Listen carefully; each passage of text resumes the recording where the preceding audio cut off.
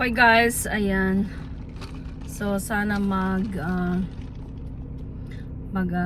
Tim Hortons ako, kaya lang yung anak ko kasi gusto yung Starbucks. So medyo nakaangat-angat tayo ngayon.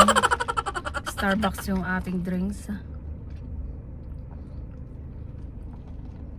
Ayan guys, so refreshing drinks.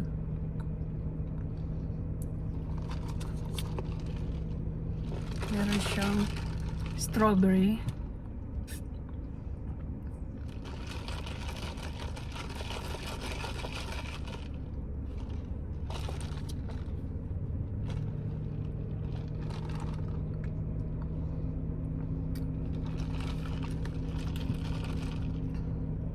Mas gusto ko pa rin yung Starbucks.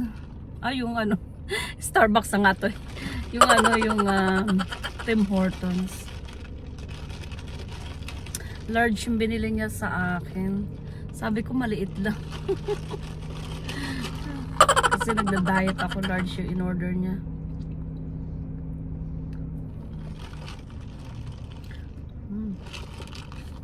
So ayan guys, magda-drive naman tayo. Magde-deliver tayo ng order natin para kay Madam. So ayan.